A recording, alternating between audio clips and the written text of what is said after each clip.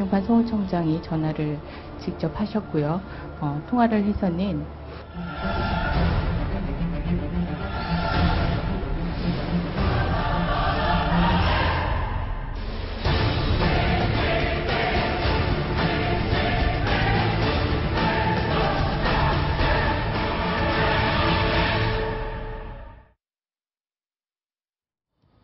자, 권은희 의원의 앞날이 어떻게 될까요? 자, 무죄를 받은 분은 결국에는 옷을 벗었고 위증을 했다. 지금 이런 의혹을 받게 된 권은희 의원 금배지를 달고 있는 그런 상황입니다. 참 아이러니한 상황인데, 자, 황순웅 차장, 어제 대법원에서 확정 판결이 나왔죠. 아주 짧게 요약을 좀 해주시죠. 네, 뭐 판결문 굉장히 복잡합니다. 그러니까 1심과 2심 모두 있었던 내용을 이제 대법원에서 확정을 지은 건데요. 예. 그 내용을 간단하게 얘기하면 김용판 전 서울청장이 실체를 은폐하거나 뭐 의혹을 해소하려는 의도가 없었다. 즉 허위 발표를 지시한 적이 없다라는 1심의 판단을 인정을 한 겁니다. 그리고 또 2심 재판에서 있었던 뭐 능동적이고 계획적으로 어떤 선거에 영향을 일부러 끼치려고 한 것으로 인정할 수 없다. 뭐 이런 내용을 대법원에서 1심과 2심 모든 내용이 이제 판단이 옳다라고 이제 확정을 지은 것이죠. 그러니까 결론적으로 김용판 전 서울청장의 수사 지휘가 부당하거나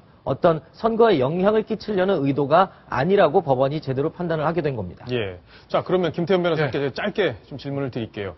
일단 김용판 청장의 주장이 옳다 이렇게 대법원이 판단을 한 거고, 그러면 그 상대였던 권은희 의원의 주장은 틀렸다 이렇게 볼 수 있는 거 아닌가요? 진술을 믿을 수 없다라는 거죠. 예. 그러니까 법원에서 아마 증언을 하고 선서라고 증언을 했을 겁니다. 예. 근데 권은희 그 의원이죠. 의원의 진술이 다른 사람들의 진술과 객관적인 증거에 미쳐봤을 때 틀렸다. 그렇기 때문에 위증에 이제 문제가 생길 수밖에 없는 것이고 보수단체가 지금 위증으로 고발했다는 거 아니겠습니까? 예. 그렇기 때문에 검찰로서는 이 권은희 의원의 위증의 문제를 수사할 수밖에 없는 상황이 된 것이죠. 예.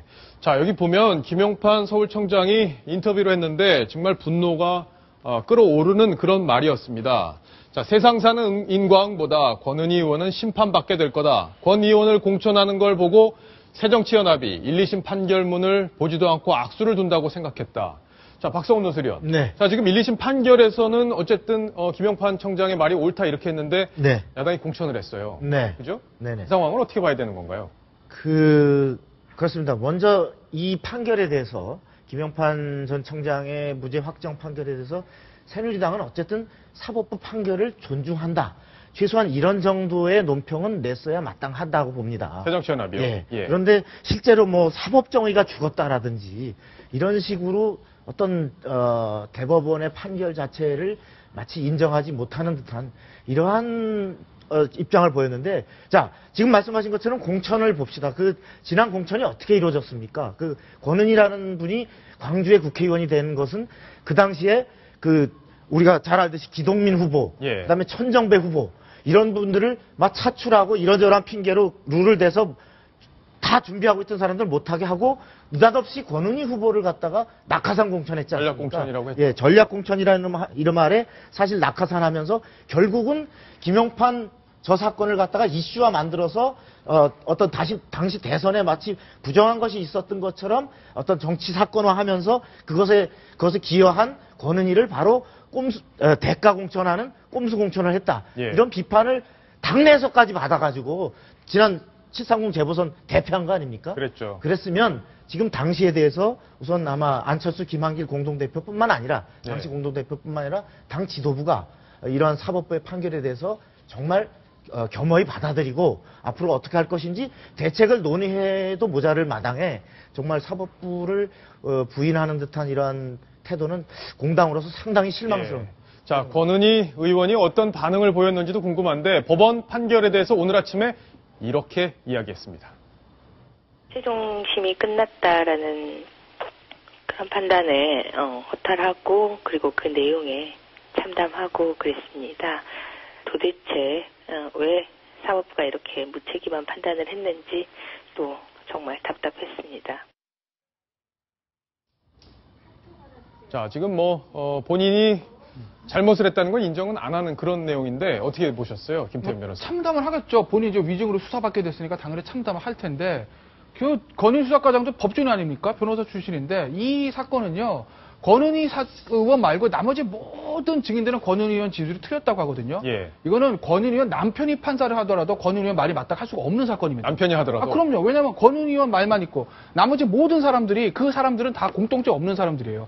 직위도 틀리고 근무처도 틀리고 성장의 배경 다 틀립니다. 그런 사람들이 모두 다 권은희 의원 진술이 아니다라고 얘기를 하고 있는데 그걸 어떻게 권은희 의원 진술이 맞다고 재판을 아니 판단하는 이렇게 얘기할 수는 있잖아요. 권은희 의원 입장에서는 예. 야 그거 다 니들 입 맞춘 거 아니야? 다 입 맞춰서 법정에서 얘기해놓고 어떻게 내 주장하고 다르다고 이렇게 얘기하냐 이럴 수 있지 않습니까? 그렇죠. 예. 그 얘기가 1심 판결문에 나옵니다. 네. 제가 아까 드린 말씀은 제 얘기가 아니라 1심 판결문에 있는 내용입니다. 그 권은희 당시 수사과정이죠. 당시 수사과정의 말이 틀렸다고 하는 사람들이 다 공통점이 없다. 아. 직위도 틀리고 예. 근무조도 틀리고 고향도 틀리고 배경도 틀리고 모든 게 틀리다. 이 30-40명의 사람들이 말을 똑같이 맞춘다는 거는 현실적으로 불가능하다는 얘기가 예, 이미 1심 판결문에 판결문에 적용되고 있군요. 있습니다. 그렇기 때문에 제가 아까 말씀드린 권은희 의원 남편이 판사를 해도 이거는 권은희 의원 소리를 들어줄 수가 없는 사건이다라고 제가 말씀드리는 거고 그럼에도 불구하고 권은희 의원 참담하다. 새정치연합은 사법정의가 죽었다고 얘기하는데 글쎄 새정치연합에 반하는 사법정의 뭔지 참 궁금합니다. 예. 자, 지금 시청자 질문이 또 들어왔다고 연락이 왔는데요. 시청자 질문 하나 보고 넘어가겠습니다. 김태현 변호사께 질문이 왔네요. 권은희 의원이 위증죄와 명예훼손죄 처벌은 어느 정도입니까? 그리고 국회의원 자격이 박탈은 안 됩니까? 자, 이거 지금 위증죄로 수사를 네. 받아야 되는데 명예훼손도 될지 모르겠습니다. 명예훼손도 될 수도 있겠는데 가장 중요한 모해 위증죄를 지금 보고 있습니다. 모해 위증죄. 단순 위증이 아니라 사람을 어떤 모해하기 위해서, 해하기 위해서. 남한테 이제 해를 그렇죠. 끼치기 위한 네. 위증. 예. 단순히 그냥 위증이 아니라 김용판 청장을 해하기 위해서 법원에서 선서를 하고 이제 위증을 했다는 얘기인데 모해증죄가 회가 굉장히 강합니다. 10년 이하 징역이거든요. 예. 벌금형이 없어요. 벌금형이 없어요. 없어요. 그러면 예. 그렇다는 얘기는 이게 만약에 대법원에서 확정이 되면 구속은 안 되더라도 금고 이상형이 확정이 되면 의원직 상실인 것이죠. 예. 그런데 문제는 총선이 지금 1년 남았습니다. 아마 1년 동안 대법원까지 재판이 안 끝날 겁니다. 계속 가고 있겠죠. 그러니까 다음 총선까지는 의원직 상실이 안 될 텐데 관건은 만약에 중간에 1심에서라도 유죄가 나왔을 경우에 새정치연합이 다시 공천을 할 것인지 예. 그게 이제 그걸 관건이 지켜봐야겠죠.